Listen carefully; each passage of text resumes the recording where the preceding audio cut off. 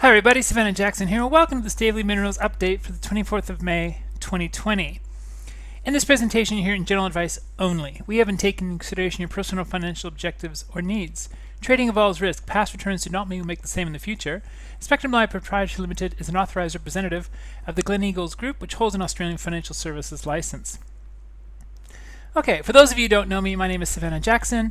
I am going to be interviewing today Chris Cairns, who is Managing Director of Stavely Minerals.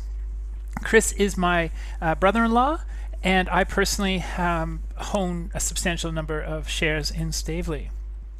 Okay, so let's get Chris on the phone right now. Good morning, Savannah. Hey Chris, how are you? Very good. Great. So thank you again for your time for today to discuss Stavely. It's a great time for an update, seeing that the share price has just had a bit of a rally. So I'm sure you've got a few things you'd like to chat about. I've got a few questions. I'm sure a lot of people were interested to hear your answers. So how about you just go and give us your update, and we'll take it from there. Okay, no worries. Just to be aware that we're just about in Perth, about to have the storm of a decade. So you may hear the wind howling past the windows as we speak. Don't be disconcerted by that. Hopefully it's not too bad. It's such a big storm. It's a cold front coming from Antarctica, meeting up with the remnants of a tropical cyclone, and so they actually don't know where it's going to hit. It's so big. It'll be an interesting sort of 24 to 48 hours here. Anyways, it has been a little while since we've spoken, and quite a few things have been happening. Obviously, we continue our drilling, and look, really happy with the consistency of the Cayley load. We're hitting it with every hole, getting some nice widths, some nice grades, and we seem to be in a bit of a purple patch at the moment, and long may that continue. I think we've put a few things to bed as well. We've definitively hit the Cayley load underneath the low angle structure. The offset seems to be relatively minor, and that is very comforting. And it was always our understanding that the fluids have come from a significant depth, and the hits that we had in the north-south structure at 850 to 900 meters depth would be replicated in the Cayley load. We think that it's tapping into the same fluid source, and as a consequence, whilst we're only drilling the top sort of 200, 250 meters of the Cayley load in our resource definition drilling, which, in people's mind's eyes, they will start to consider, okay, well, here's the resource that is going to be available for open pit mining. Our next logical milestone to get across to the market is, look, the mineralization does continue at depth beneath the realms of where you would consider an open pit optimization might finish, and that there is then that potential to swing underground on the Cayley load and start to develop that underground. The next logical step that we need to bring the market's mind to is that other structures, for example, the copper lode splay and the north-south structure, can also come into play in terms of well-developed mineralization that might be accessed from underground. So that's the sort of logical sequence over time, and the caveat being that there's a lot of drilling to be done. But I think what we're seeing in the upper reaches of the Cayley lode is that the mineralization is behaving itself very well. It's very consistent. It's conforming to the model of the Magma Arizona type of system that typically are very tall and very laterally extensive and mineralized on multiple structures. And so, understanding the type of system that we've got has proven to be a very powerful tool to predict how it's going to behave, and it is behaving in the way that we've been able to predict. So, again, the caveat that there's a lot of drilling to be done, and we're not implying anything economic until we have done the drilling and put all the modifying factors, et cetera, but you've got to start with some sort of a mental picture of where this is going to end up, and you wouldn't be doing this if you thought that we were jousting at windmills in terms of whether it would be economic or not. So we've got to move forward on the basis that we think that the grades and widths that we're hitting are going to be able to put it into a model that will end up positive in terms of whether it's commercial. So, look, very happy with the way we're progressing. The guys on site have done an outstanding job given the current circumstances with COVID-19. We took a decision very early in the piece that we would hire locally. So there's not a lot of fly-in, fly-out of our people. There's one person, really, to site, but the rest of the site personnel, geologists and field assistants are all Victorian-based. So no crossing border type transit, and the drillers have likewise really knuckled down, and hats off to some of their people who originate from outside of Victoria, whether that be Queensland, Tasmania, or in some cases New Zealand. And some of those people have been in Victoria for 5 months now, having their breaks in Victoria so they don't travel interstate or international. And so I'm sure that they're fairly keen to catch up with their friends and families, but they've been doing a good job keeping the drills going. And our samples continue to travel across the border to South Australia, and the lab has assured us in Adelaide that they are at full complement of strength, and that they continue working as we do. So, it's been a really pleasing period, I think, of consolidation in terms of making sure that we continue to churn out good, solid announcements with a string of solid drill intercepts. And again, we seem to be in a bit of a purple patch at the moment where we're getting those good widths and good grades, and we do like what we're seeing, and we put out a couple of graphics showing hole 86 that's gone through the Cayley lode twice, both above and below the low angle structure, and we continue to see that type of indication elsewhere. So all very positive, I suppose, to some extent. With respect to the market action, we, to some degree, this is the boring period in that we're just, systematically going through the resource drill out and notching up all of those numbers. It gives people confidence. It gives people, some comfort around the value. Having said that, I suppose what we have seen is some large sellers in the market. I might add a small number of sellers relative to the number of buyers on the buy side, but the sellers have been quite persistent. They're nominees. Initially, it was over the past 3 weeks, it was HSBC nominees, and more recently, it's been BNP Paribas nominees. And typically, that type of price action and the style of that selling would reflect it's characteristic of an institution moving out of the stock, and it may be one of the institutions who took the placement at $1 in October. And it has been incessant, but I suppose our only real counter to that is to make sure that we continue the news flow so that we can get the volumes in the market so that we can wash their shares through. And once we get those sellers washed out, then the share price gets to move to where it should be. And I think we started to see that this week.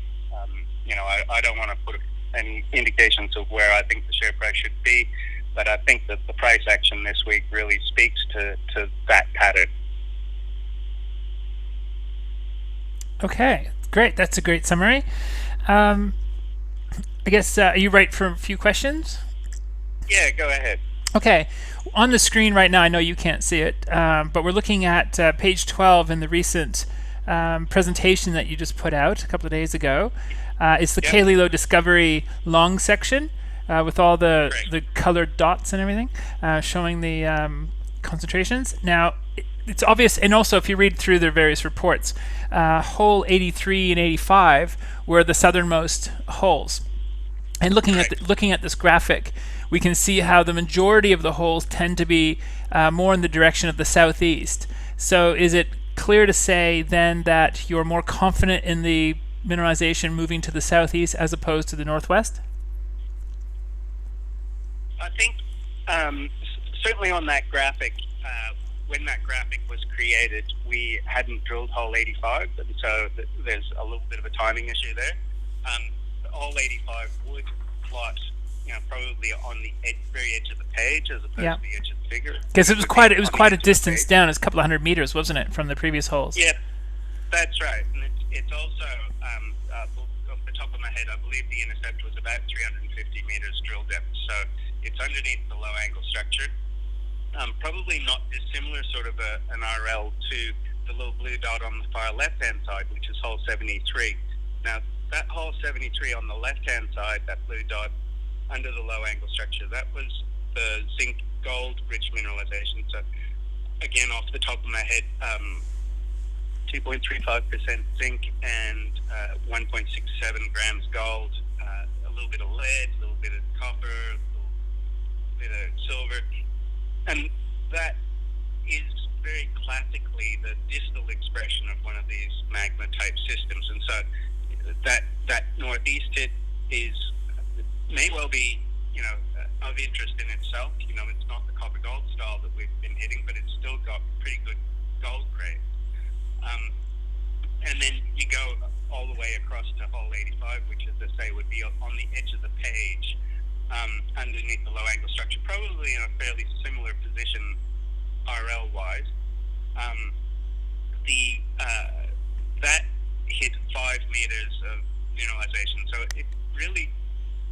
it's proof of concept in that, yes, in two contexts. One is that, yes, the mineralization does in that part of the world extend below the low angle structure, and now we've got in hole 86 in the more central area, we've got a better hit that's thicker and better developed as per the announcement. But what we do see is that there is a bit of a sense of a southeast plunge, which is correct.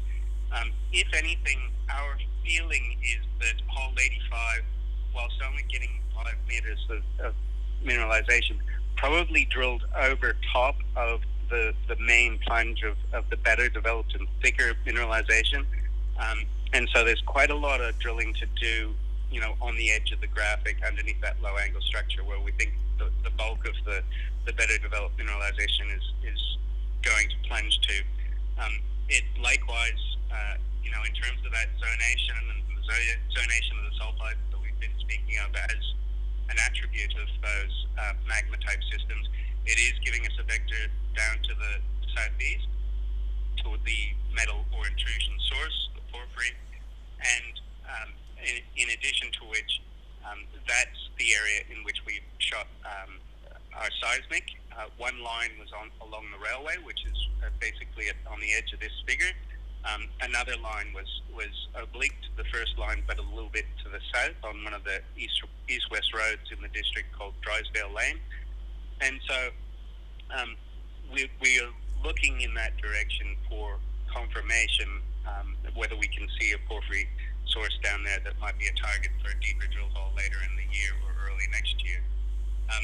Other commentary, I suppose, on that long section is that where those arrows say open, it really is genuinely open. There is very little in the way of drilling, and certainly in that sort of central northern portion, there is historic drill holes in that part of the world. Our SNDD 001 was a Beaconsfield hole that at 100 meters hit 7.7 meters at 4% copper and a gram gold. And then at 150 meters, it hit another 9.5 meters at 3% copper and 0.4 grams gold with associated silver. So there are some nice numbers in that part of the world to be had, but we just haven't got to drilling in that area. The current drill deployment is that we've let the sonic rig go away from site because we've done most of the shallow work that we wanted to with that.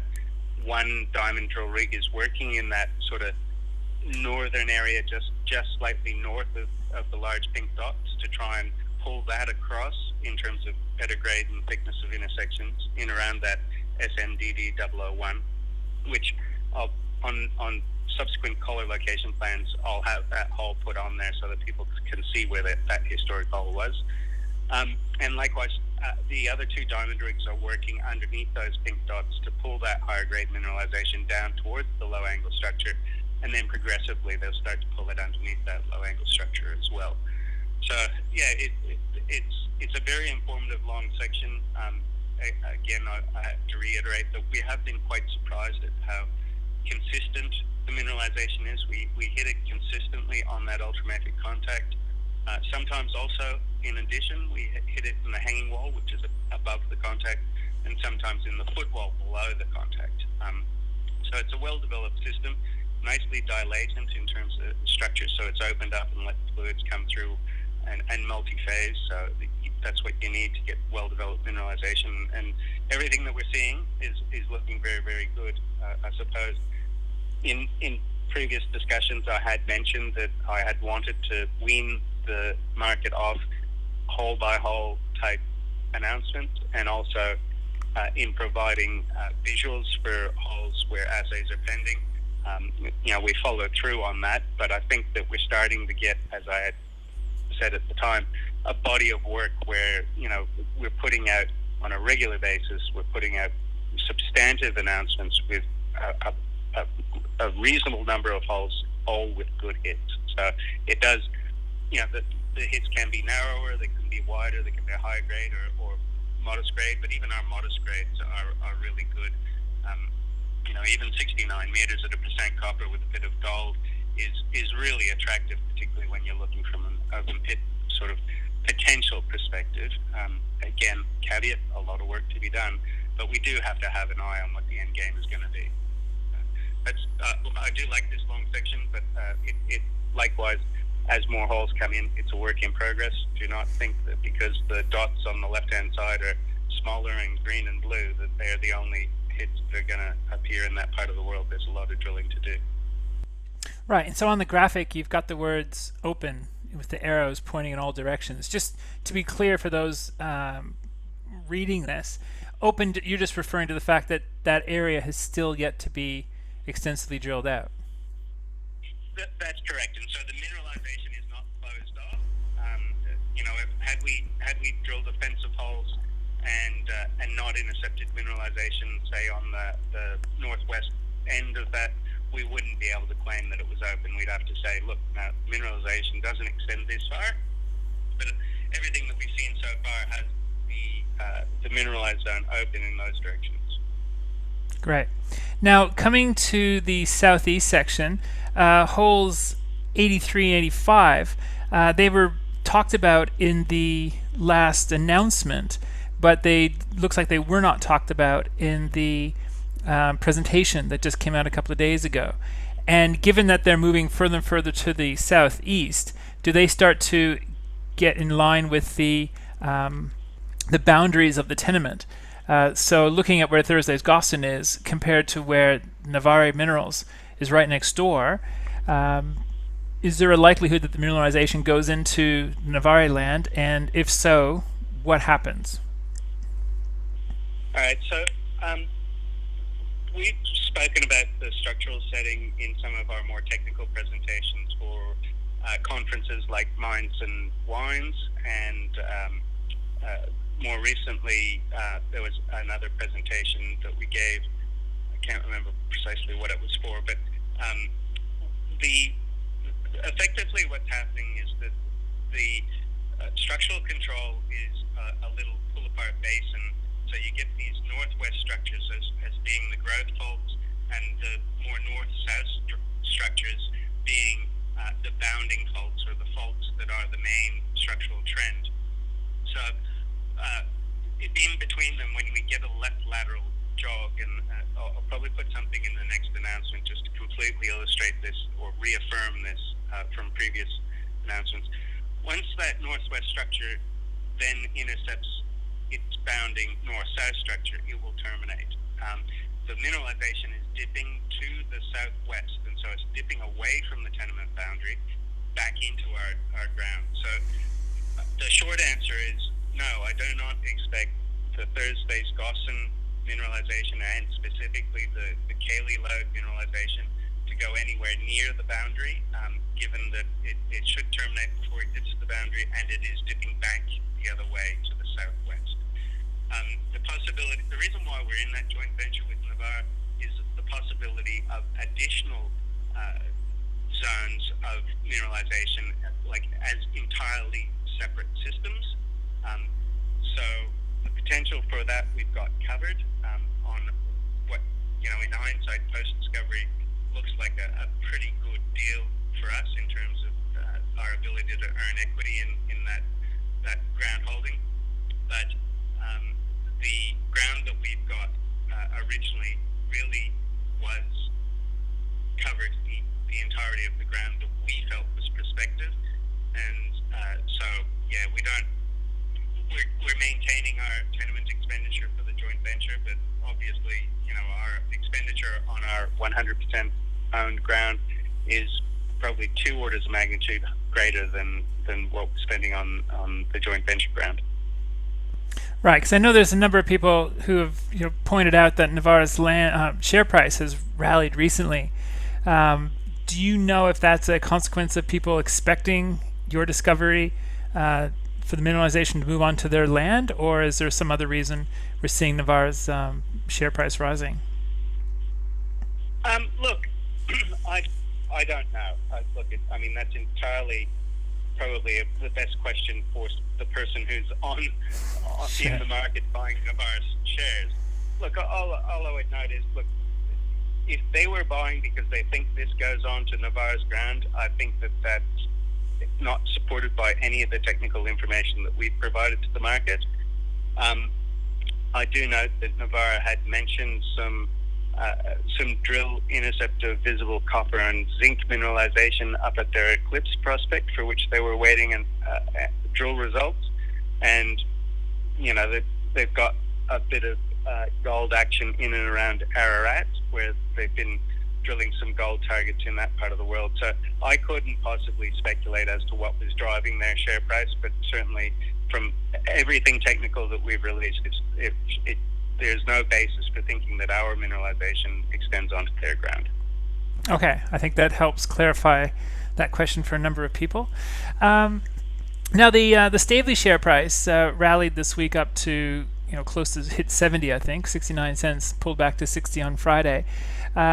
Just about on the Thursday, Friday, just after the presentation drop. So I think there's a number of people wondering, have you been doing presentations to institutions or other groups, and is that why the share price has rallied recently? Have you got some large investor currently buying up, or do you have any insight into that?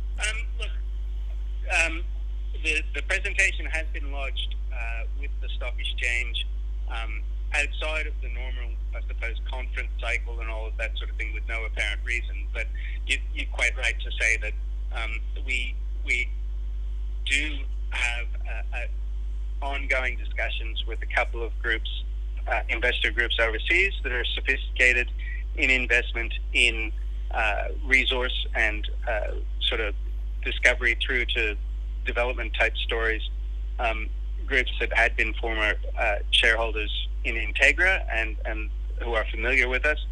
And look, it's just part of the normal ongoing marketing, and the story is becoming more and more solid, and those groups, typically not the type of groups that just pile in on a discovery, but they'll sit back and wait, and as the story consolidates and we're able to back it up with more hits, that's when they'll become a lot more interested. These guys are quite technically sophisticated, so they're going to do their own analysis. They'll have built up their own database of our drill holes and put it in 3D, had a look at it, see how well it hangs together. And so those are the sort of sophisticated resource specialist investors that we think really we lend ourselves to at this stage in the evolution, post-discovery, moving up toward the resource definition, and the thing really starts to consolidate in terms of the technical information that they can go through and get confident that things real. So yeah, it's out there because we are talking to those types of groups, and we want to be able to have the market equally informed as to the sort of stuff that we're saying. Not that anything in here is not public domain. So everything in here is public domain. The only addition really is the visual representation on that long section, which is particularly informative, admittedly. Otherwise, in terms of the price action, my prior comments stand in that what we have seen or observed in the market is that we've had a small number of persistent sellers. We saw one of them finish, HSBC nominees finished selling probably about a week ago, and then during this week we saw BNP Paribas nominee finish selling its holding, and so it was almost an immediate reaction. Once that holding had finished selling, then the price popped up, and really it's entirely a function of the price being depressed because there's more sellers than buyers, and then the price popping up once the selling pulls out of the market or has finished what they're doing. So it was a classic movement as far as we were concerned and what we've observed. Otherwise, we don't see a big institutional buyer out there at the moment, but certainly that's the sort of action that we would be encouraging if we could.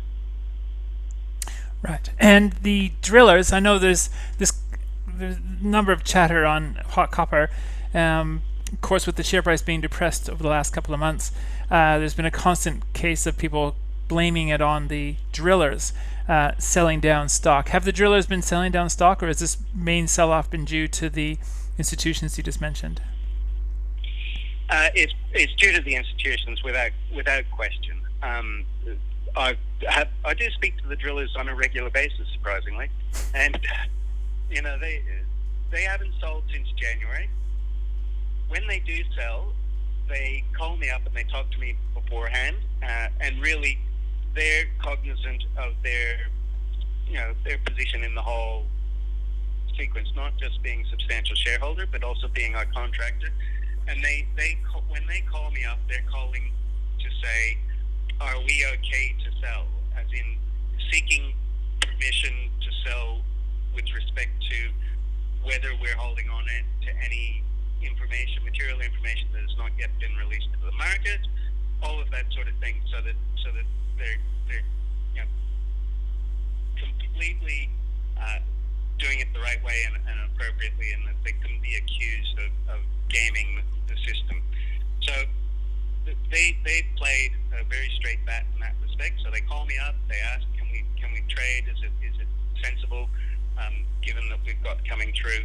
And then additional to that, they normally do it as a block trade. So they'll work through one of the major stockbrokers, and they'll match up someone who's willing to take a block of shares as a crossing, so that they don't impact the market, and so that they're not selling the market down, and that's against their interests as much as it is ours and every other shareholders, and they understand that, and so they've been very very tidy about the manner in which they've been selling in blocks like that. And the third thing is that if they sell more than 1% of their holding, they're compelled by corporations law to inform the market that of their change of substantial shareholding, which I believe is still around 10%. So I think the people constantly saying that the drillers are selling, it has no substance to it. There's no evidence. And really every time that somebody has said that, it actually has been wrong. It has been somebody else selling, and as I say, the past 3 weeks we've seen HSBC nominees and BNP Paribas nominees as being the main sellers, and anyone has a broker, they can ask them for the trading sheets, and it's apparent to anyone who looks at that stuff that that's what's been going on. So the drillers just seem to be a nice bogeyman that the uninformed like to whip every once in a while, but it's not true. Yeah, it seems that's the case. Everyone loves to have an enemy on hot copper and blame them. Okay, coming back onto hole 86. So that's it's still in progress, or is that one finished? That's the hole that's going below the low angle structure. Okay, so that's completed now. The current drill holes would be 88, 89, 90. 87's complete as well. Right. And so when are you expecting results from that? Because that's obviously an important hole, number 86, going below the low angle structure, to see to again more confirmation. Correct me if I'm wrong, but that would be more confirmation of mineralization below the structure, right? Yeah, that's right. And so, look, visually, we provided a section. I think we actually provided a photograph in the last announcement as well of that mineralization under the low angle structure. And yeah, look, I think that's the third hole that we've got underneath that low angle structure. It's probably the best, but I fully expect that we'll have more to come in that style. So. Yeah. Can you just clarify? You just said You just said that's the best. Can you just clarify? Is it best in terms of the drill was successful, or best in terms of visual? So the best in terms of the three holes that we've got under the low angle structures. The first one being hole 73, that zinc gold hit well up to the northwest. The second one being hole 85, that as mentioned hit about 5 meters well down to the south. But this hole 86 is in the main portion of the resource drill out area. And so in terms of the mineralization that we intercepted as per the section we produced in the ASX announcement, it was a more substantial hit underneath that low angle structure. Okay.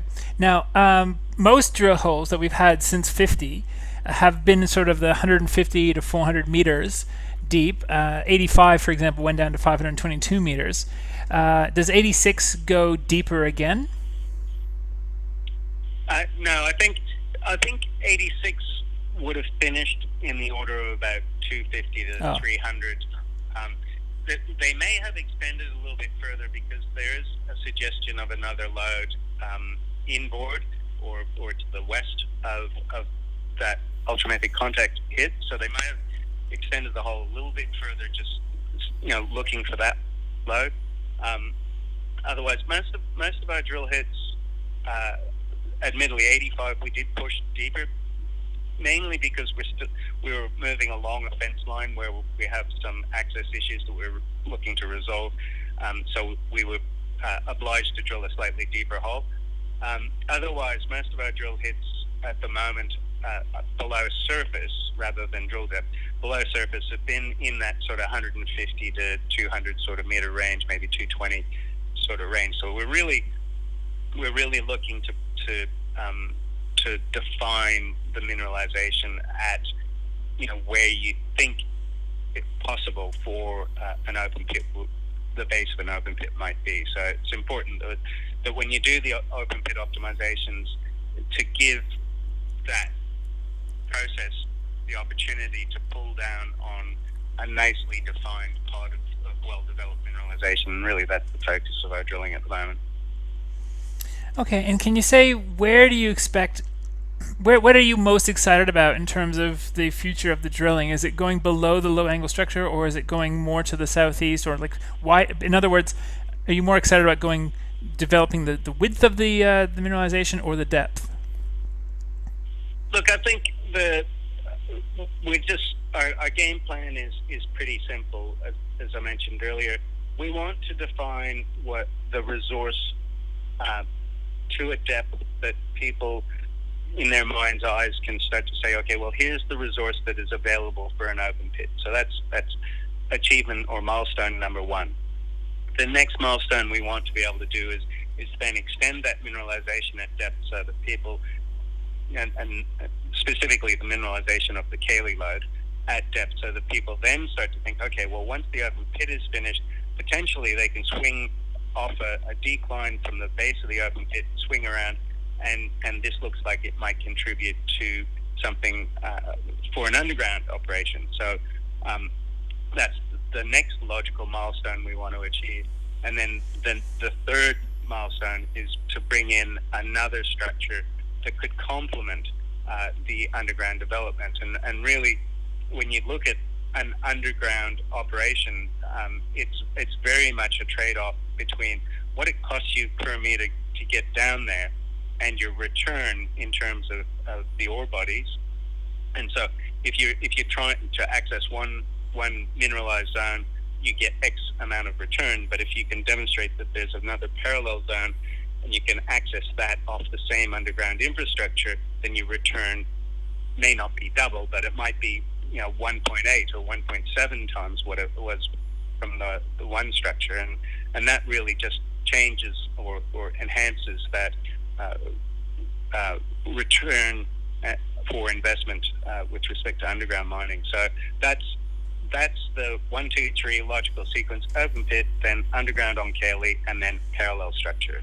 And those are the milestones we want to establish. And again, caveats: there's a lot of drilling to be done there, and then we've got to do the studies that we need to do. But we need to be able to mentally picture where this is going to take us in the end, and before we just start wasting a whole bunch of money. Okay, and as has been previously said multiple times, the view is this is opening up into a province as opposed to just one single porphyry mineralization.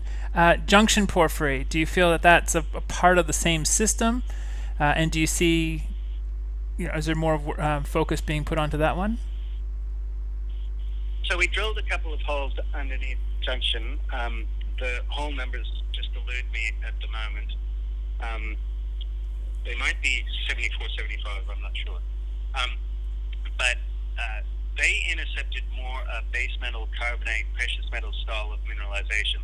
I don't believe that we've cut that, given that we've had higher priorities in core cutting elsewhere where we're getting good hits. But we did offer commentary on that in the quarterly. And so that carbonate, base metal, precious metal style of mineralization is more of a distal expression. I think it's part of a different system, same character, but I think it's potentially part of a different system. It's quite different in character to the air core mineralization at junction 1, where we got, I think it was 59 meters at 2.5% copper. That was more Cayley lode style. So we're a little bit confused about the juxtaposition of the cooler base metal, precious metal that we saw in our diamond holes when they were drilling underneath that good air core intercept. So there's going to have to be some sort of a structural explanation, and I suppose the reality is that we just simply do not have enough drilling in that part of the world to fully understand what that control is. So it's one of those ones where we have to have a bit of a think about it, and then we'll go back and design up a couple of holes and drill again. So an iterative process. In terms of where we think there's definitely another one of these sort of porphyry type systems with an ultramafic on the contact and we've promoted it, is that Mount Stavely area, and that has very, very little drilling in it. So that's certainly one that we want to come back to and have a look at in the not too distant future. At the moment, it's pretty wet out there, so we're into that wet season, winter in Victoria, and logistically it gets a bit more difficult to move around, so we'll just focus on the resource definition area where we're getting our good wins, and then when it dries out, say from the beginning of October, we'll come around and have a look at some of these more regional targets. Right, and well, speaking about regional targets, is there any update on Athena? I know there was the results last time round were a little bit inconclusive, and they had to be sent off to the lab. With the virus issue, has there been an update on that, or has that been delayed? Yeah, no. I believe we put out the results of the retesting of those samples in Perth, and there was a significant amount of variance, conclusively indicating that there was nuggety gold, which is challenging in its own right. I think it's fair to say that the results were mildly disappointing, but that to a degree that's orogenic gold for you. I mean, you can hit the lode and have it very modestly mineralized, and then you drill another hole a meter away and yet you get smashingly good grades. I think what we will do when we can travel again is that we'll get down there and particularly for those intervals where we're seeing visible gold, we'll probably grab the other half of that drill core and submit it for assay and see what happens. The definitely the results that we got don't reflect the grades that you would expect to get where there is visible gold. And sometimes when they cut the core, it's just the luck of the draw which half of the core goes in the sample bag and which half of the core is retained in the core tray for future reference. And I suspect in those examples where we did have visible gold, that the half of the core that has visible gold is still in the tray. It's not gone to the lab because it's just the results were inconsistent. Okay, so in that case, then, as you say, they haven't retested the other half of the sample, and so that's still to happen, but you're delayed because of the virus until you can start traveling again. Is that right? Yeah, that's exactly right. And so as soon as we can travel, we will get down there and resample that. Right. And so that we're probably talking before we even get results, probably a good 5 to 6 months. Allowing for time to be able to travel again. I mean, give that maybe a month or two. Yeah, look, as soon as we're able to travel, we'll grab those samples and probably hand carry them across to Perth and just get them done straight up by the photon method. It's probably, in terms of sampling theory and particle size and all that sort of thing, it's a lot more representative. So we might as well go to that straight away, and then we can compare that with the other results that we've already tested. So as soon as we can travel, I'll be down there, and I'll probably put those samples in my suitcase and bring them back, hand carry them, and deliver them to the lab myself. So after that, I think we'd only be like 3 weeks away. So as soon as the travel bans are lifted, we'd have results within 6 weeks easily. Right. Okay. Cool. I think that kind of does it for my questions. Did you have anything else you wanted to update us on? Look, I think it's fair to say that to a degree, and sometimes for me personally, this phase of the program gets a little bit boring because it's just systematic, 40-meter steps, drill holes, drill another intercept, cut it up, send it to the lab. And we're really focused on just that incremental building, the scale of the mineralization and its extents. We have to go through all of the rigorous programs. Like we have groups who have, thankfully, before the virus came through and did QA/QC audits on us. They recommended some additional things to do.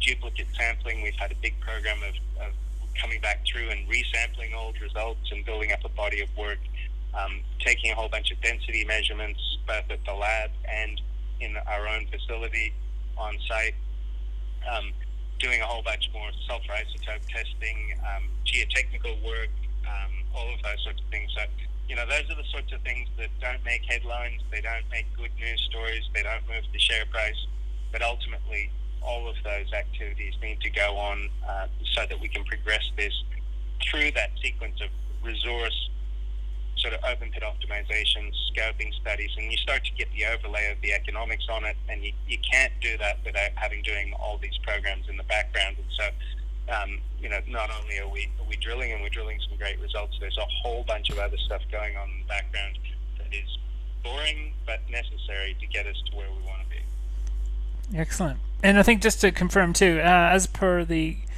recent presentation, the company's got approximately $13.5 million in the bank. So is there any focus at all on a capital raise right now, or is that's totally not your focus? No, look, I think the reality is that given, as I mentioned, given that the story is evolving to that point where people have a lot more confidence that what we have got has substance and that it's likely to grow, we're doing presentations to groups who are sophisticated resources investors. But the reality of those relationships is that you don't do one presentation to them and all of a sudden they write out a check and want to give you money. They want to see that your programs are progressing in the way and the manner that you told them they would be over a period of time. And so we may need 3 and 4 meetings over a 6-month period with these groups before they're ready to say, okay, well, we've established the level of confidence that we need to make an investment decision. So it's very much the earlier stages of that sort of process, and realistically those are the groups that we need to take to to the next level, and they're the people that we're targeting at the moment. And out of interest, are they Australian-based or are they overseas-based? Look, there are a couple of Australian-based groups that are quite notable in the resources space and are sophisticated in that respect. I suppose the attribute of this type of investor is that they see the end game, that they're not traders, that if they were to take stock, they're looking for an ultimate exit point, which is either that we put the thing into production and we re-rate, or alternatively that there's some sort of corporate activity where another company looks at our asset and says, well, look, you're in the sweet spot for us. You've got a nice asset. You're in a first world jurisdiction. You've got the commodity that we want. We'll make a bid that, hopefully your shareholders find too good to not to accept. And so those are the catalysts for these people, that they have that longer term view, and they're not just traders. And I think certainly the market action that we've seen in the past couple of weeks reinforces that to us, that those are the sorts of investors that we want to take us to the next level. Yeah. And you've said multiple times that you don't have the intention of taking it into production. You just mentioned along those lines, is there any potential now that you might take it into production, or do you still think you'll just be selling the deposit? Look, I've always maintained that we're very open in that respect. It's not as if we're, you do talk to some groups where the management and the board are wedded to their positions, and maybe they've, in some cases they've got their snouts in the trough in terms of non-executive directors in cozy positions, or often you see management wedded to their position when they actually don't have much of an equity position in the company, but they're reliant on a good wage and bonuses and perks and all that sort of thing. So sometimes they can stand in the way of a sensible deal or a good outcome for their shareholders.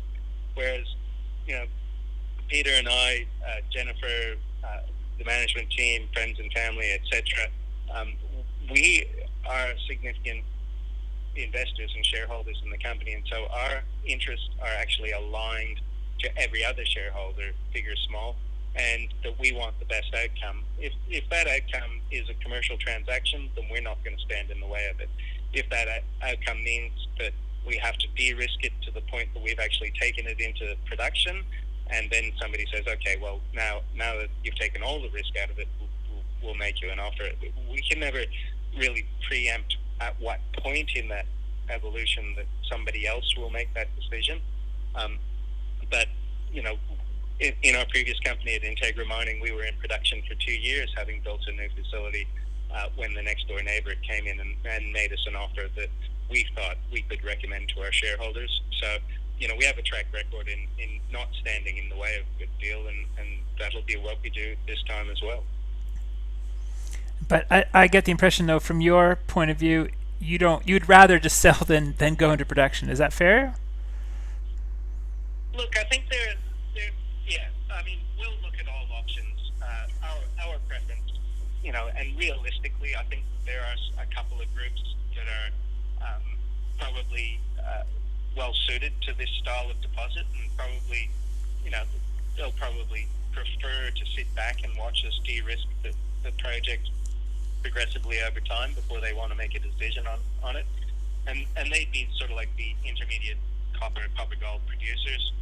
I suppose we still have the wild card of the porphyry at depth, and so whilst we may be evolving to the point that we're attractive to an intermediate, if we do drill a deep hole later this year, early next year, or whenever, and we are successful in finding something at depth, then A, we have to find it, and B, it needs to have a certain grade.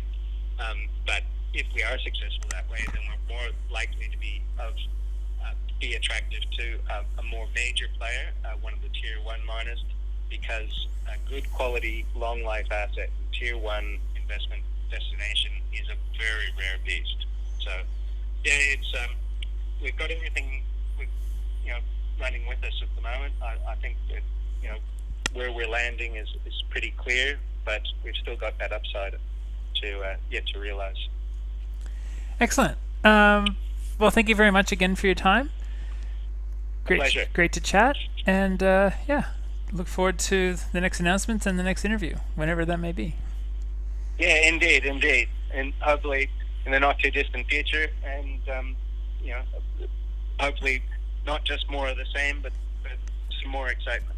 Okay, and stay safe during your storm that's about to hit or hitting now. Yes, it is. It's. I can hear it blowing up. The windows are whistling, and there's a severe weather warning for a once-in-a-decade storm. So it will be interesting. Wow. Yeah. Well, stay safe. You're very important to a lot of people. So. Look, family, friends, and shareholders. This little pig's in a brick house, so it should be okay. Very good. All right, mate. Thanks. Bye-bye. Bye. Oh, there you go, everybody. Another great interview with Chris. Thank you very much for your time today. Hope you've enjoyed that, and may I wish you all profitable investing. Goodbye.